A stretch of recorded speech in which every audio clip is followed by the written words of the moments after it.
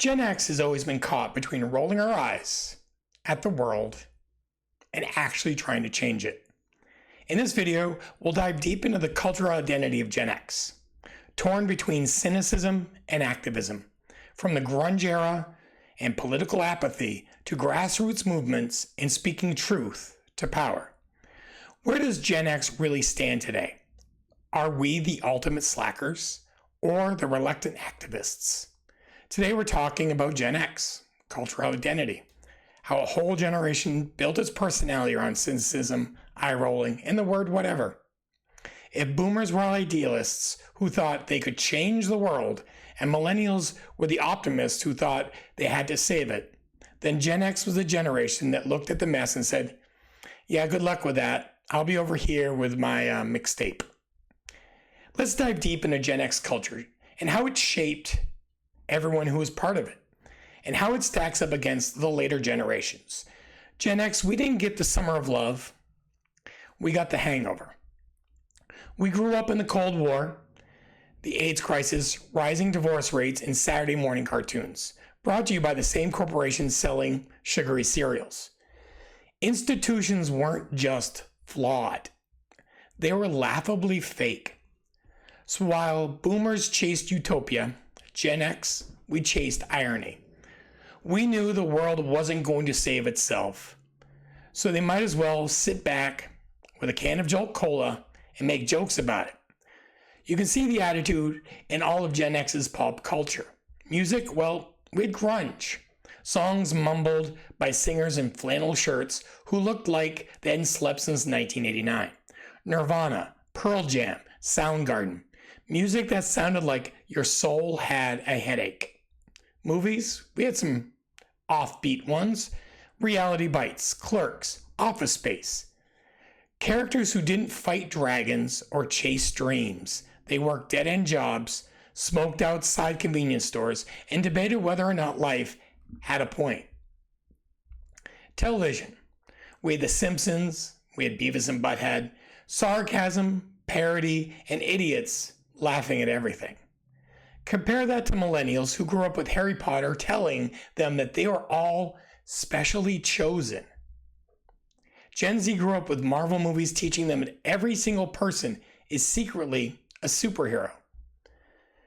Gen X, we grew up with characters saying, meh, life sucks. Pass the Doritos. Cynicism wasn't just a vibe, it was Gen X's entire economy of expression. We spoke in sarcasm. We still do. We dressed in thrift store chic, not because it was sustainable, but because we were broke and it looked ironically cool. We didn't trust advertising, so we mocked it. Even as MTV shoved Pepsi ads between Nirvana videos, this cynicism was our defense against the machine. When you've seen the Challenger explode on live TV in your elementary classroom, or politicians lying with a straight face, the safest response is the eye roll. Millennials, in contrast, lean toward hope. We can fix the system if we just work hard enough. Gen Z skipped hope entirely and jumped straight into activism. Protesting, organizing, canceling billionaires on Twitter. Gen X, we shrugged, turned up the volume on our mixtape, and kept going. Gen X has often been described as the slacker generation, but that's not quite right. We weren't lazy. We just didn't see the point of buying into a system when the system clearly didn't care about us. We identified as outsiders, not in the loud, revolutionary way of boomers or the hyper online way of Gen Z, but in a subtle way of someone who rolls her eyes at motivational posters in the office break room. Gen X icons weren't superheroes or CEOs. They were skaters, punks, hackers, and musicians who looked allergic to showering. Our heroes weren't about winning. They were about surviving without selling out. Here's where the generational split really shows. Boomers believed in changing the system through protest and politics. Gen X, We didn't believe in the system and we didn't believe it could change. So we mocked it. Millennials believed in working within the system, startups, social enterprises, apps to make the world a better place. Gen Z believes in burning the system down to the ground as long as you can get it on live stream. This is why Gen X sometimes get overlooked. In a world where activism is loud and branding yourself is your career, Gen X default setting of cynical observer doesn't trend well. We didn't hashtag our sarcasm. We just lived it. But here's a twist, and I think a lot of people don't see it this way. Gen X, our cynicism became our culture, our foundation for everything that we did. The sarcastic comedy of The Simpsons shaped millennial humor. The skeptical attitude toward authority paved the way for Gen Z's activism. The DIY music and indie film scene inspired the startup cultures millennials love to claim as their own. Gen X didn't change the world with marches or memes. We changed it with culture by injecting irony, skepticism, and don't take things at face value, mostly if a politician says it, into everything, for TV advertising to political drama to newspapers to online. Don't believe it. And ironically, that slacker vibe became a blueprint for later generations who fight harder but laugh the same way. So Gen X's cultural identity is simple: cynicism with a side of sarcasm. We weren't naive enough to think that we could save the world, but we were sharp enough to know to call out the crap and the nonsense. The crap and the nonsense we see today even. The Simpsons is still on TV. Beavis and Butthead have made a comeback a couple times. King of the Hill is back on TV.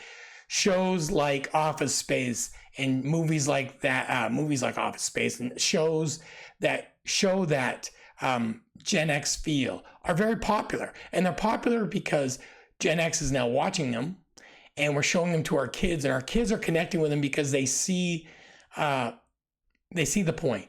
They see the feudalism in fighting the man, because some people need to realize fighting the man, you're normally not going to win. Like right now, Disney, let Jimmy Kimmel back on TV because people said, well, it's because they protested. It has nothing to do with protest. It has to do with money. It's all about the money. It's not about your protest. You canceling your Disney subscription probably did not hurt Disney's bottom line for more than a millisecond. But it was bad publicity on the news. The news was bringing it up. So Disney cowered because they want people to keep watching them. But there's plenty of outlets out there that are not showing Jimmy Kimmel. And it's not the government saying they can't show him. It's these private companies saying, I don't want to show him. Gen X is popular with entertainment and with, hashtags and everything else. We have shows like Stranger Things, which is a Gen X based timeline. Riverdale was popular for a while, which was very Gen X type show. Movies like The Princess Bride have made a comeback, Gen X type movie. These things people are discovering again because the sarcasm, the cynicism, the I don't care attitude still resonates today, even if we don't always like to talk about it. So next time we're going to wrap up the series talking about Gen X's parents. I'm a parent, so I can talk about this, right? And the sandwich generation, stuck between caring for their kids and their aging parents while still trying to keep their own lives from falling apart. I have young kids. I have older kids. I have one parent left. My mother passed away. But balancing between parents and kids and my spouse is difficult. And it's difficult for a lot of us in this generation. And it's happened throughout time. I think it's just getting harder and harder because there's less family to help out or less family willing to help out. So if you're one of those people who are helping, you've got a lot more on your plate than you used to. So thanks for watching. If you're Gen X, leave a comment with your favorite sarcastic TV moment, your best mixtape memory, or the time you realized Slacker was just a code for a survivor, because that's really what we are. We're survivors. We survived the 80s, the 90s, the 2000s. We've survived lots of different things, the world coming to an end. We survived shows being canceled. We've survived TV going to DVD, going to streaming, and now people are wanting to go back to DVDs and back to regular TV because I think they realize streaming is not the best thing to do. We've survived it all.